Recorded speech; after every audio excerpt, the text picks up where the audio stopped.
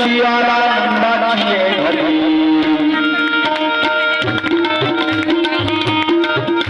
आनंदाची आला आनंदाची केशव मुरारी नामाच्या केशव मुरारी नामाच्या केशव मुरारी नामाच्या त्याच्या खेळण्याने आनंद झाले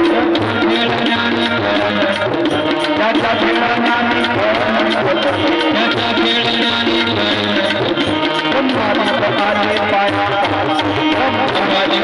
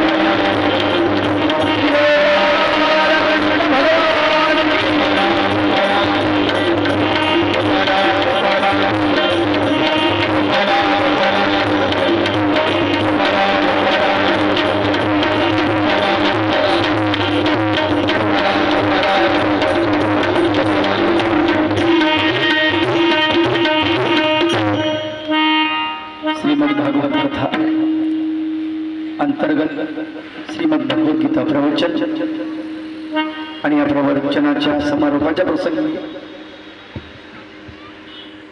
काल्याच्या या कीर्तनाच्या निमित्तानं आज कीर्तनाकरिता घेतलेला अभंग माणगाव पंथातील संत भिकाबाबा यांचा अभंग आहे. भिकाबाबा म्हणजे बाबू शास्त्री बाबा, बाबुळगावकर बाबा शास्त्री.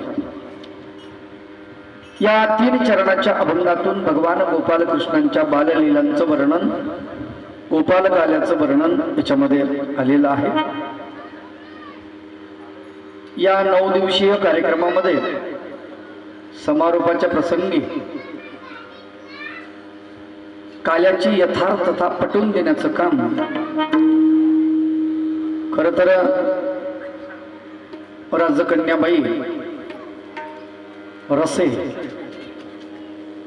यांनी आपला पूर्वाश्रमीचा संपूर्ण त्याग करून,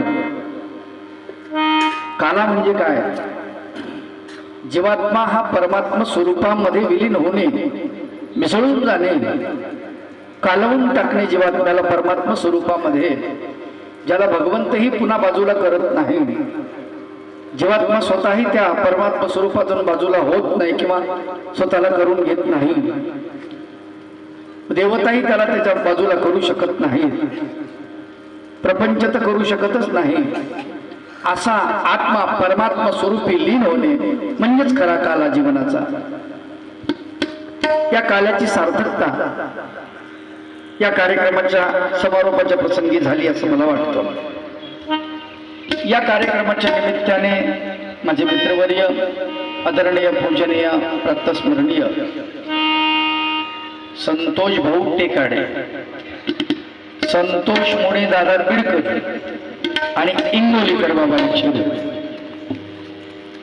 3 पात्र ते म्हणजे त्यांनी विभूषित केले. आजही त्यांना संतोष भाऊ टेकाडे या नावानं बरेच लोक आजही ओळखतात संन्यास दीक्षा घेतल्यानंतर. म्हणजे त्यांचा गृहस्थाश्रम आताच्या संन्यास दीक्षेपेक्षा किंचितही कमी नव्हता. हा पांढरा संन्यासी होता. यांच्याकडे बघून आम्ही म्हणायचो गुरुवर्य बाबुळगावकर बाबा आणि बाबा कसा पांढरा संन्यासी शोभतोय. मानवा पंथात असे लाखो संन्यासी असतील की जे दडलेले आहेत समाजामध्ये, जे समाजाचं काम करतात, पंथाचं काम करतात, ते या कार्यक्रमाला उपस्थित झाले. परिवारासह आदरणीय पूजनीय माधवचे दादा तेही या कार्यक्रमाला उपस्थित झाले. आदरणीय पूजनीय विराज दादाजी आणि इथे 9 दिवसापासून उपस्थित असलेली सर्वच साधक वृंद, तपस्विनी माता भगिनी, आपण ग्रामस्थ बंधू भगिनी सर्वांनी 9 दिवस मला खूप प्रेम दिलं. याचा आवाज थोडा कमी. आणि आज समारोपाचा दिवस. खर तर आपल्याला भगवान गोपाळ कृष्णाच्या बाललीलांचं वर्णन आता ऐकायचंय. बस जास्त निरोपण नाही, कारण 9 दिवस निरोपण झालं. एक नियम असतो वारकरी संप्रदायात, एक प्रकार फार सुंदर आहे. त्यांच्या सप्त्यामध्ये सुरुवात असती नामस्मरणाच्या अभंगाने. सुरुवातीच्या दिवशी ते नामस्मरण परत बोलतात की भगवंताचं नाम कसं उच्चारावं, कसं घ्यावं, किती मोठ्यानं घ्यावं, कितीदा घ्यावं, वगैरे वगैरे वगैरे काय असं. आणि मग मनामध्ये निरूपण असतं. मग भक्तीपर अभंग, संतपर अभंग, वर्णनपर अभंग, असे खूप निरूपण असतं मनामध्ये. समारोपाच्या आदल्या दिवशी मागणीपर अभंगावरती बोलतात की आता 6 दिवस आपलं ज्ञान भरपूर झालं, आता मागण्याची अक्कल आपल्याला आली, आता मागायला पाहिजे. म्हणून काल्याच्या आदल्या दिवशी ते मागणीपर अभंग घेतात, मागतात भगवंताला. मागणी कशी असते? माणसाला मागता येत नाही. प्रत्यक्षात परब्रह्म परमेश्वराचं सान्निध्य भेटल्यानंतर देव देतो म्हटले तरी सुद्धा कणासीच्या ब्राह्मणाला मागता आलं नाही. म्हणजे मागता येत नाही माणसाला, फार कठीण असते. स्वामी चक्रधर महाराज बोलताना असं म्हणतात, बाई काही मागा, जे काही नको. अहो काही मागा म्हटले. बरं म्हटले जी, आता तुमची देण्याची इच्छा आहे देवा, तर मग पुन्हा संबंध द्या. पहिल्याला म्हणतात देवा मला काही मागायचं, काय मागायचं तेच कळत नाही, काय मागावं तेच समजत नाही. माता बसलं घे बसलं, काय मागावं ते कळत नाही. भगवंत म्हणतात बाई मागा. मग त्या म्हणतात जीजी माझं पुन्हा संबंध व्हावा. बाई नेनोनी जरी आईसे मागितले तरी जानोनी काही मागतील. नेनून जर तुम्ही असं मागता, तुम्हाला कळत नाही म्हणता, आणि तरी असं मागता, पुन्हा संबंध मागता, कळल्यावर तुम्ही काय मागितलं असतं. असा न कळणारा साधक असावा. आलं का लक्षात? मागणी अत्यंत महत्वाची असते. आणि समारोप काहीच मागायचं नाही, आनंदोत्सव साजरा करायचा. देवा तू दिलंस ते भरपूर दिलंस, आता इथून पुढे तुला मी मागणार नाही. का? चक्रधर प्रभूंच्या भाषेमध्ये चक्रधर भगवंत म्हणतात बाई भक्त आणि मागे भक्त, आणि तू मागतो शक्यच नाही, आणि जो मागतो त्याला भक्त म्हणता येत नाही. मग भक्त मागत नाही, लक्षात ठेवा. आणि जर आपला भक्त व्हायला असेल, आपण झालो असेल, त्या पायरीवर असेल, तर मागणं आपली कमी केलं पाहिजे. पण आपलं असं असतं की आपण मागतच राहतो देवाला, नाही का? कुणी मागतो फड्याला, कुणी मागतो वेड्याला. नाही काय काय मागतील लोक सांगता येत नाही, अवघड आहे. म्हणून आज न मागण्याचा दिवस आहे, फक्त आज भगवंताला धन्यवाद देण्याचा दिवस आहे. प्रभू हा दिवस उगवला, खूप चांगलं झालं, खूप आनंद आहे. आणि म्हणून या आनंदाच्या प्रसंगी, समारोपाच्या प्रसंगी गुरुवर्य बाहू शास्त्री बाबा उर्फ संत भिकाबाबा यांचा अभंग निरूपणासाठी घेतलेला आहे. 3 चरणांचा असलेला अभंग. या अभंगामध्ये भगवंताच्या लीळाच्या व्यतिरिक्त काहीही नाही. निरूपण कमी आणि लीळांचं बदल. ते म्हणतात आनंद नंदाच्या घरी आला. कुठून आला, कोण आला, कसा आला, कोणी आणला, कुठे ठेवला, कोणाच्या घरी ठेवला, कुणी जन्म दिला, कुणी सांभाळ केला, सगळे उत्तर आपल्याला माहिती आहे. बरोबर. ते काही सांगायचं काम नाही. आनंद म्हणजे परमेश्वर, आनंद म्हणजे भगवंत. निर्वचनामध्ये महत्वाचं जे प्रकरण आहे त्याच्यामध्ये भगवंताला आनंद शब्दाने ओवाळलेलं आहे. प्रत्यक्षात भगवंताला म्हणजे परमेश्वराला आनंद शब्दानं उपाधित केलेला आहे. एक सर्वनाम वापरलेलं आहे परमेश्वराविषयी, फक्त एक सर्वनाम, ज्याचं नाव त्याचं नाव तो म्हणजे परमेश्वर. कसा आहे, आनंदी. तो म्हणजे परमेश्वर. कसा आहे, बुद्ध. तो म्हणजे परमेश्वर. कसा आहे, शुद्ध. फार सुंदर आहे. एकच सर्वनाम वापरलेलं आहे आणि त्याच्यात हा आनंद शब्द अत्यंत महत्वाचा शब्द. पृथ्वी तलावर हा शब्द शोधूनही सापडत नाही. त्याचं नाव आनंद. मग हा आनंद आनंदाच्या रूपाने प्रकट होऊन जन्माला येऊन अवतरित होऊन देवकी वसुदेवाच्या पोटी जन्म घेऊन माणसासारखा होऊन मनुष्य मात्र होणे नाही का. मनुष्य वेशधारी होती, माया वेशधारी, सगळं बिलकुल ते सगळं लागू पडतं. असा जन्म घेतलेला अवतरित झालेला भगवंत पाठीमध्ये ठेवला वसुदेवांना आणि कुठे आणला, गोकुळामध्ये आणला. कोणाच्या घरी आणला, नंद बाबाच्या घरी आणला. कोण आला, आनंद आला. आनंदाची आला नंदाची घरी, केशव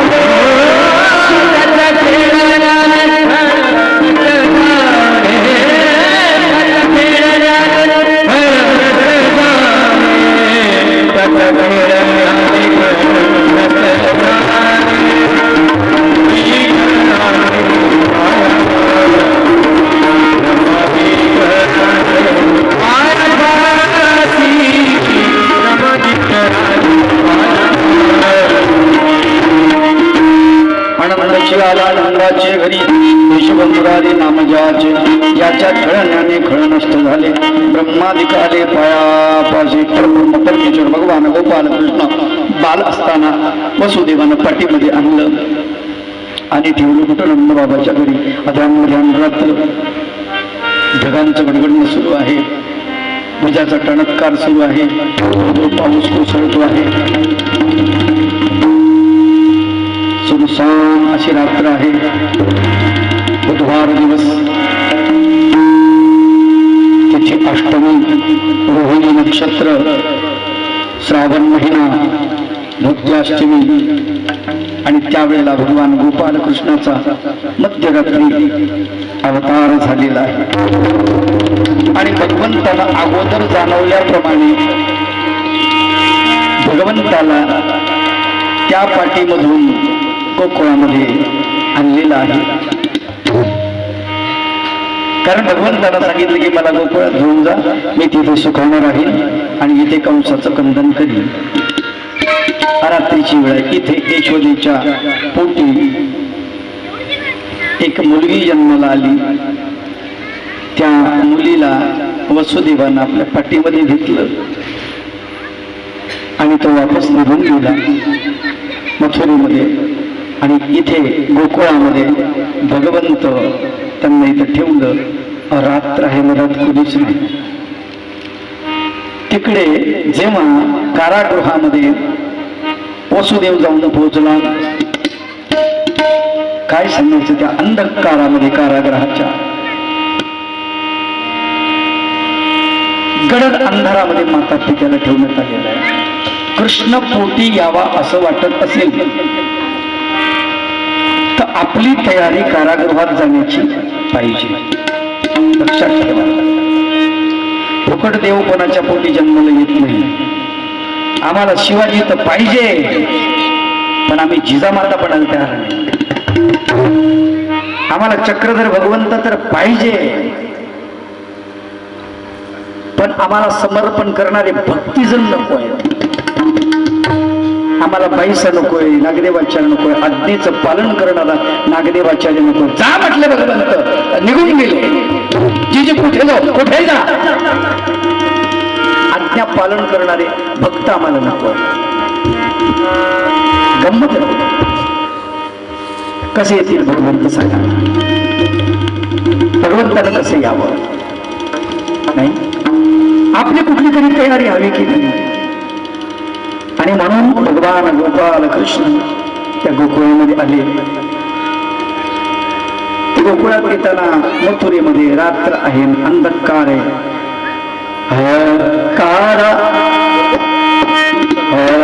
कारागारे अंधकारे कृष्ण जन्म झाला. कारागारे अंधकारे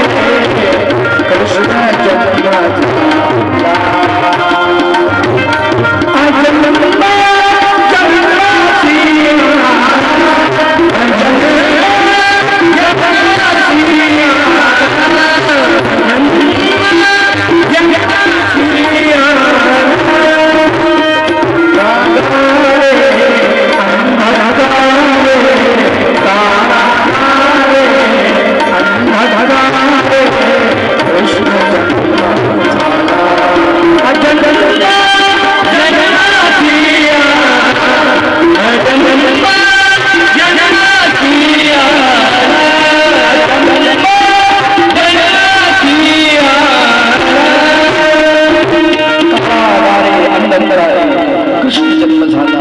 अजन्मा जन्मासी आला, त्याचा कधी जन्म होत नाही. तो जन्माला आलेला आहे कोणासाठी? आपल्यासाठी. लक्षात ठेवा, किती उतरतो भगवान, खाली उतरतो म्हणजे त्याचा अवतार आहे. अवतार शब्दाचा अर्थ सोपा सोपा, अगदी सोपा सांगतो. खाली उतरतो म्हणून अवतार. तरती संस्कृत मध्ये धातू आहे, तरती. तरती इति उतरती यालाही लागतो, उद्धरती यालाही लागतो. तरुण नेणे तरती धातू आहे, त्याला उपसर्ग लागला, अर्थ विरुद्ध झाला, खाली येतो. अवतरती परमेश्वराचा अवतार झाला, परमेश्वर खाली येतो. खाली म्हणजे कुठे? ऐका, खाली येतो म्हणजे कुठे? खाली म्हणजे पृथ्वी तलावर. किती खाली येतो? लक्षात घ्या, माणसाच्या रूपामध्ये येतो. माणसाच्या रूपात माणसासारखा वागतो, माणसासारखा बोलतो, माणसासारखा चालतो, माणसासारखे सगळं सगळं सगळं बिलकुल सगळ्या गोष्टीचा स्वीकार करतो. इतका खाली येतो भगवंत. त्याची वाणी कोणती? परा. आपली वाणी कोणती? गिरा. फरक आहे. परावाणी जर तो बोलला आपल्याला कळणार नाही. काय केलं त्यानं? परावानी तिचं रूपांतरण केलं, गिरेमध्ये बोलायला लागला, म्हणजे मनुष्याच्या बोलीमध्ये बोलायला लागला. कोणासाठी? आपल्यासाठी. अवतार धरला कोणासाठी? आपल्यासाठी. आपल्यासारखं बोलतो कोणासाठी? आपल्यासाठी. कटी प्रवेशी एक सुडा, श्रीमुकुटी एक सुडा, कोणासाठी? आपल्यासाठी. गावोगावी देशोदेशी वाडोवाडी युसाठी, कोणासाठी? आपल्यासाठी.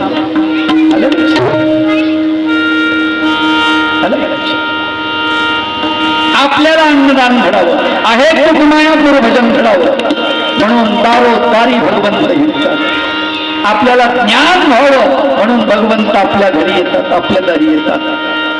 काय सांगावं, आपल्या पत्रोड मध्ये बी आले असतील तर श्रीचक्रधर काय माहिती, ज्याच्या ज्याच्या ज्या ज्या स्थानाचे निर्देश झाले, ज्या ज्या स्थानाचं भगवंताने सांगितलं की आम्ही इथे गेलो, त्याच्यामुळे त्याची नोंद झालेली आहे. भगवंत इथं आले असतील तर आपल्याला माहित नाही, कुठे स्थान असेल तर आपल्याला त्याची कल्पना नाही. महानुभाव पंथ हा ज्ञानपंथ आहे आणि विज्ञानवादी पंथ आहे. त्याच्यामुळे ज्या ठिकाणी भगवंत प्रत्यक्षात गेले त्याचं संशोधन झालं, त्याच्या स्थानाची निर्मिती आपल्याकडे आहे, दुसरीकडे आपण ती निर्मिती स्थान नाही. म्हणजे फार महत्वाची गोष्ट आहे. मग असा भगवंत आला, कोणासाठी आला? आपल्याला सुख देण्यासाठी, आनंद देण्यासाठी. आनंद देण्यासाठी आनंदच आला, कारण त्यानं सांगितलं माझा आनंद तुम्हाला कळत नाही, माझं ज्ञान तुम्हाला कळत नाही, माझं बोलणं तुम्हाला कळत नाही. त्यानं सांगितलं. भगवंत म्हणाले आम्ही जाणवल्याशिवाय मायेलाही कळत नाही. मग तुम्हाला कुठं कळणार? जी माया सर्वज्ञाच्या नंतर खालच्या लेवलला जवळ सर्वज्ञानी आहे, सगळं तिला कळतो. परमेश्वराचा मनोधर्म सोडून बाकी सगळ्या गोष्टी तिला कळतात. एवढं सगळं कळत असून सुद्धा परमेश्वरानं मनोधर्म जाणवल्याशिवाय तिला काही कळत नाही. परमेश्वराला सांगावं लागतं आम्ही येणार आहोत, तयारी करून ठेवा. पहिला फोन पाहायला जातो, पहिला कॉल भगवंताचा, हॅलो हम आ रहे हैं, मृत्यु लोक में अवतरित होने वाले, चलो आगे का काम सुरू करू. आणि माया काम सुरू करू. अस्वस्थ रचना आहे, अस्वस्थ संसर्ग नाही, त्यापेक्षा आणि काय. पहिली चिठ्ठी भगवंतानं मायेला पाठवली. चिठ्ठीच एक प्रकारची मनोधर्म, म्हणजे परमेश्वराचा मनोधर्म परमेश्वरानं जाणवल्याशिवाय होत नाही. आलं का लक्षात? असा तो परमेश्वर कशासाठी आला? आपला उद्धार करण्यासाठी आला. कुठे आला? नंदाच्या घरी आला. कुठून आला? गोकुळातून आला. कोणी आणला? वसुदेवानं आणला. मला क्लिअर? आणि गोकुळामध्ये सगळीकडे आनंदी आनंद झाला. गोकुळामध्ये सगळीकडे आनंदी आनंद झाला. तुम्हाला सांगतो माय बाप हो, त्या गोकुळाच्या सुखाचं वर्णन संत करतात की त्या गोकुळाच्या सुखाला अंत पार नाही. गोकुळीच्या सुखा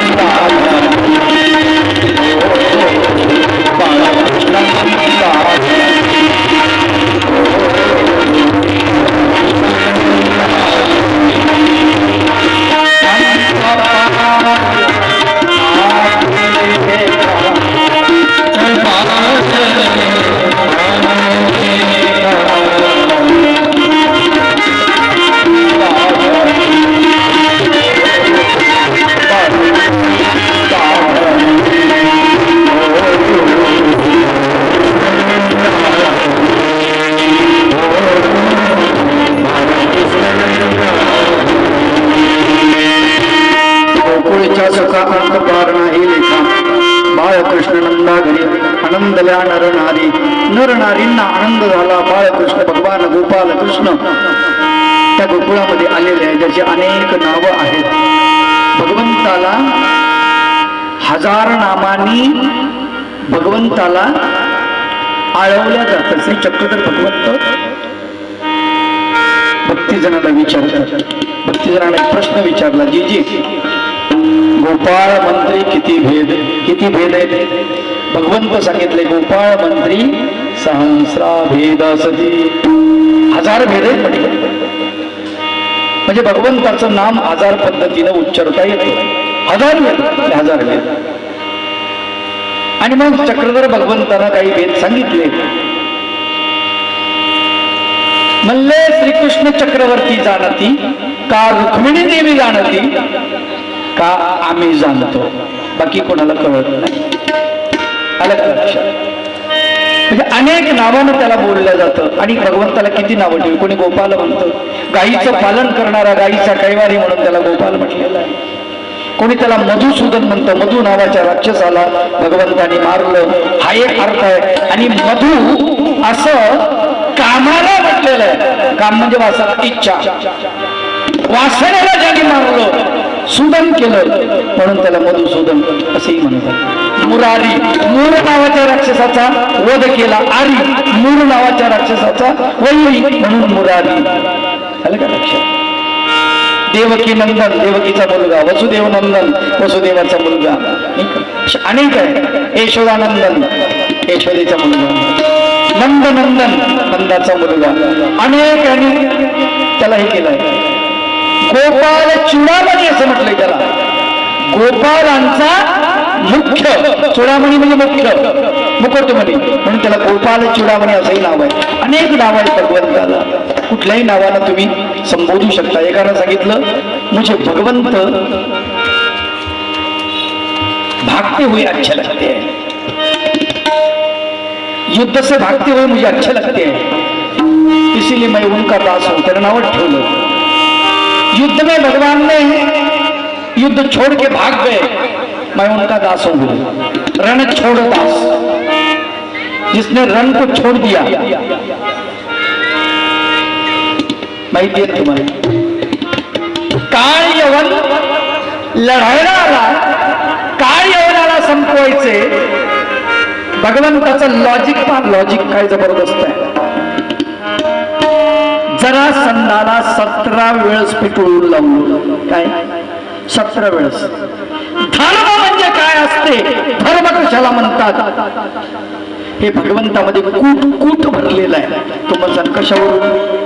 भगवंत बरेच भक्तासाठी अधर्मानं वागले नाही, धर्मानंच वागले, अधर्मानं वागलेच नाही. आपण त्याला अधर्म म्हणतो. धर्म शब्दाची व्याख्या सांगत असताना भाष्यकाराने फार सुंदर सांगितलेली आहे. मानवा भाष्यकार म्हणतात ध्रुवधार्यते. मानवा भाष्यकाराने सांगितलं की धर्म म्हणजे काय. वेदामध्ये वेगळी वाक्य आहे, मानवाने वेगळी केली, पण सगळ्यांचा अर्थ सारांश एकच आहे. ध्रुवधार्यते धर्म, ध्रुव पोषेते धर्म. ज्याने धारण केला जातो, जे आपण धरतो, जी धारणा शक्ती असते, तो त्याचा धर्म असतो. म्हणून मानवा भाष्यकार म्हणतात यत् धार्यते तत् धर्म. जे धारण केला जातं तो धर्म. मग चोरानं चोरी करायची असं धारण केलं, त्याला तुम्ही काय म्हणणार? त्याचा धर्म. चुकीचं नाही, बरोबरच आहे. तो चोराचा धर्म आहे. तो कोणाचा धर्म आहे? चोराचा धर्म. नारळाचा धर्म काय? चुगली करणे, त्याचा धर्म. असं अनेक लोकांचे असे बरेच नारद असतात पृथ्वीवरती, नाही का? त्याचा धर्मच आहे तो. जे धारण केलं जातं ते धर्म. पण ही व्याख्या अपूर्ण वाटते. ही व्याख्या अपूर्ण यासाठी वाटते की त्याच्यामध्ये सगळेच गोवल्या गेलेले, चांगले गोवले, वाईट बिगवले, म्हणून वापरतात. मग ध्रुवधार्यते धर्म आणि ध्रुव पोषेते धर्म. ज्यानं तुमच्या आत्म्याचं पोषण होतं, ज्याने तुमच्या जीवात्म्याचं कल्याण होतं आणि ते आचरण करणं, त्याला म्हणतात धर्म. मग भगवान गोपाल कृष्णानं या काळ यवनाला कसं पळवलं पहा. जरा संदाला 17 वेळेस पिटळून लावलं. कथा थोडक्यात सांगतो आणि पुढे सरकतो. पुन्हा त्याला स्वारी केली. त्याला वाटलं ही आपली बस की बात नाही, दुसरा पैलवान जाएंगे. काळ यवनाला निमंत्रण दिलं. त्याला सांगितलं आमच्याकडे एक पैलवान आहे, येतो कुस्ती खेळायला. ते म्हणे अजिबात चिंताच नाही, आपण येतो. अरे म्हणून मला त्यानं हरवलं 17 वेळेस. काय परंतु जरासंध तुला हरवलं, हो म्हणे मला हरवलं त्यांनी 17 वेळेस हरवलं. अरे जबरदस्त असेल म्हणजे. आला तो काळ येवन, बघू म्हणला लई दिवस झाले कुस्ती नाही झाली आपली. पाहू आल्यानंतर मग त्यांनी पाहिलं आणि भगवान गोपाल कृष्ण आणि बलराम दादा द्वारकेच्या महाद्वाराच्या बाहेर त्यांचं सैन्य उभं तिथं उभे. भगवंत काय येऊन आणि विचारलं, ये बच्चा है का बोले? ये वही तू बोल रहा है, ये खिलाड़ी वो बच्चा है? बोले इसको बच्चा मत समझना, अकल का कच्चा नहीं है. बोले बच्चा नहीं है, 17 वेळेस मला पळवून लावलेला बघ तू करतो. खाल यवनानं तह करण्यासाठी लखोटा पाठवला, माणूस पाठवला कृष्णाकडे. कृष्णाला लखोटा वाचला, सांगितलं मी तुम्हाला खूप घाबरतो, तुम्ही खूप मोठे माणसं आहेत, बलाढ्य आहे, तक्तेवा नाही, उंच पुऱ्या झपाड आहे, तुमच्या पुढे मी बारीक आहे, लहान आहे मी तुमच्या. त्याला वाटलं खबर नाही, पण हे काय म्हणे, मी माझ्या राजधानीचं रक्षण करू शकतो एवढी माझ्यामध्ये ताकद आहे. मग आता तुम्ही आलातच, युद्ध तर होणार पक्क आहे, पण आपण एक काम करू, तुमची माझीच होऊ द्या म्हणे कुस्ती. तुम्ही खाली पडले, तुम्ही हारले, तामचा नाच सोडून द्यायचा, निघून जायचं. ते हसलो मोठ्यानं, त्याला माहित होतं आपण पडत नाही बुवा. खोटा आत्मविश्वास माणसामध्ये लय असतो, त्याच्यात खोटा आत्मविश्वास होता. शत्रूला कधीच कमजोर समजू नये, भगवान गोपाल कृष्ण शिकवतात. आलं का लक्षात? अर्जुनाला तेच सांगितले. अर्जुन म्हणतो यांना मी कसं मारू, गुरुन हत्वा हि महान भावा. बघितले तुम्ही 4-5 दिवस या सगळ्यांना कसं मारू. भगवंत म्हणतात तू मरणार आहेस का, म्हणजे तू मरणार नाही असं पक्क ठरवलंयस, म्हणजे तू जर ठरवलंस मला कशाला विचारतो बाकीची गोष्टी. एवढा फुकटचा आत्मविश्वास, तूही मरू शकतोस म्हटले युद्धामध्ये, लक्षात ठेव. आणि मग त्याच्या लक्षात आलं अरे ही गोष्ट काही बरोबर नाहीये. म्हणजे भगवंत शिकवताना पाहता शिकवतात. काळ यवनाला सांगितलं की म्हणजे हरकत नाही, तुम्ही खाली पडले, मी तुमच्या छातीवर बसलो, तुम्ही हारले, गपचीप गुमानं निघून जायचं म्हणजे तिकडे तुमच्या देशात. आणि मग त्यांनी सांगितलं आणि जर तू खाली पडला आणि मी जर तुझ्या छातीवर बसलो, संपलं म्हणला द्वारका हे मथुरा तुमची, मथुरा तुमची, तुम्ही मथुरेचे राजे. हे म्हणलं लई सोपं काम आहे, एकाच माणसाला हरवायचं. पण याला काय होईल, यानं असं होईल म्हणे तुमचं सैन्य नाहक मरणार नाही आणि आमचंही सैन्य नाहक मरणार नाही. यांचं काय दोष आहे, दहा बरोबर किडे कशाला उगोच्या उगोच नाही का. ते म्हणे हा हे पटलं आपल्याला, पण म्हणे इथं जर लढाई झाली, तुम्ही खाली पडले. काळेवन हसायला लागला, समजायला काय अडचण आहे का म्हणे. काळेवन मला बरोबर ठीक आहे, मी खाली पडलो आणि मी छातीवर बसलो तर तुमच्या सैन्याला राग येईल की नाही. म्हणे हो, मग तुमचं सैन्य आमच्या सैन्यावर तुटून पडेल की नाही. म्हणे हो, मग उगाच्या उगाच युद्ध चालू होईल की नाही. म्हणे हो, समजा मी खाली पडलो तुम्ही माझ्या छातीवर बसले, आमचं सैन्य तुमच्या सैन्यावर तुटून पडेल की नाही. म्हणे हो, मग विनाकारणचं युद्ध माजेल की नाही. म्हणे हो, मग त्याच्यापेक्षा आपण दोघं जण दूर जाऊ. हा हे बरोबर, हे अगदी बरोबर. आणि भगवंतानं सांगितलं कुठं जायचं, म्हणजे जरासं दूर युद्धभूमीच्या जरासं बाजूला, नेलं थोडस बाजूला. भगवंत पुढं, अरे कुठपर्यंत, थोडस अरे कुठपर्यंत, पांढरीच्या जवळ. अरे आता पांढरी गेली ना मागं, अंजनगाव थोडस पलीकडे, गर्दीत नको. भगवंताने वेग वाढवला, काळीवानाने वेग वाढवला. अंजनगाव अरे थोडस पुढं, आणि चोप भगवंतानं धुवून ठोकली म्हणतात पळायला.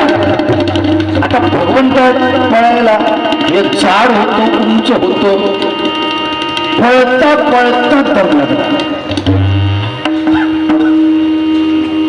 पळता पळताच मरायची अवघड काम. इतकं पळवलं त्याला, इतकं पळवलं. भगवंताची तब्येत कशी आहे, स्लिम. कशी आहे, स्लिम. इंग्रजी भाषा पटकन कळते म्हणून सांगितलं. बारीक काळीमुडी माणूस असेल ना, त्याच्या शरीराकडे जाऊ नका, त्यात लय ताकद असते. अलग लक्ष. काडी माडी माणूस कचकन 10 क्विंटलचं पोत उचलू शकतो. जाडजूडचा भरोसा नाही. 25 किलो पक्कन खाली बसत अवघड असते. गोपाला गोपाला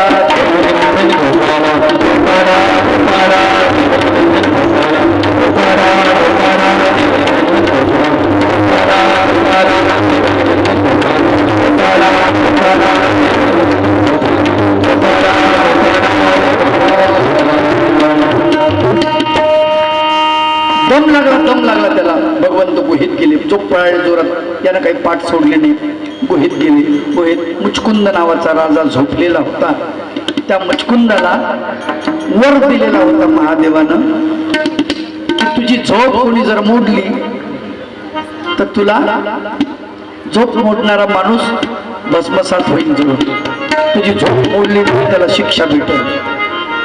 आणि त्या मुचकुंदाच्या अंगावर आपल्या अंगावरचं उपरणं जे होतं वस्त्र ते त्याच्या अंगावर टाकलं आणि गुहेमध्ये खांबाच्या आडला जाऊन लपले. भगवंत धावत पळत आला. धावत पळत आला. पहिलेच मरणाचा दम लागलेला. डोकं बिघडलेलं. कृष्ण भगवंतांना दूर जाऊ म्हणू 10-15 किलोमीटर दूर गेलं. त्याच्यामुळे ते धबून गेलं होतं. दम लागला होता. अगोदरच दमवलं पाहिजे. माणसानं अगोदरच दमवलं पाहिजे. तुम्हाला सांगतो मृदंगाचार्य 2-2, 4-4 असतात वारकरी संप्रदायामध्ये. मग ते काय करतात माहिती आहे का? सुरुवातीलाच ते गजरमध्ये गजर ध्यानाचा अभंगन रपाचा अभंगन ते त्यांना खातात. आणि कीर्तन सुरू झालं ते दोघंही शांत बसतात. त्यांना माहिती आहे आता थकलं. तसं अगोदर थकवलं पाहिजे. भगवान गोपाल कृष्णानं त्याला थकवलं प्रचंड प्रमाणात. थकला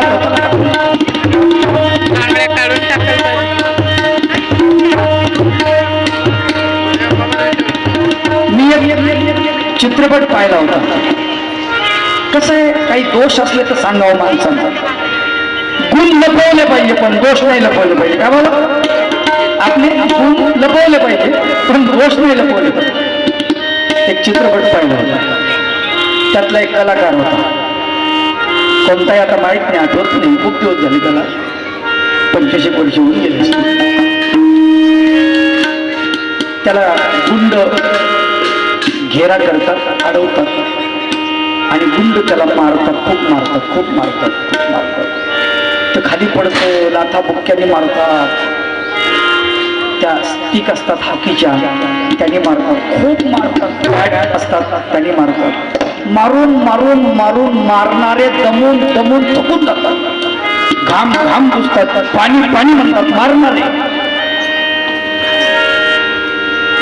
थकून खाली बसतात. आणि ते म्हणतो और मारो.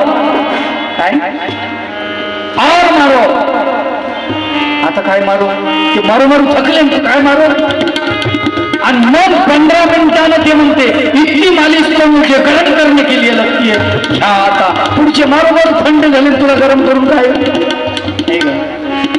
भगवान गोपाल कृष्णानं असं याला गरम करेपर्यंत इतकं पळालं दम लागला. डोकं मेंदू चक कामातून गेलं. त्याला वाटलं इथं झोपलेत भगवंत.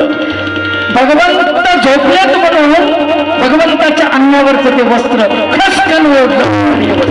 जसं ओढलं तसं त्याची झोप गेली. कोणाची? मुचकुंदाची. आता त्याला वरदान दिलं होतं कोण? महादेवानं. जो तुझी झोप मोडल त्याच्याकडे तू नुसतं पाहिलं की पुढचं जळून भस्मसात होईल.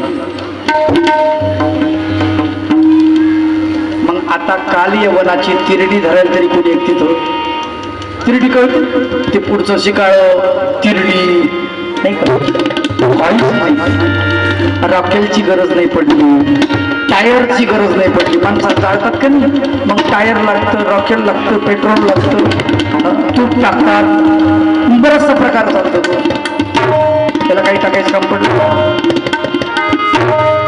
जसं काळ यवनाकडे त्या मुचकुंदानं बघितलं उभा पेटला गडी. बडबड बडबड बडबड राग जाग्यावर.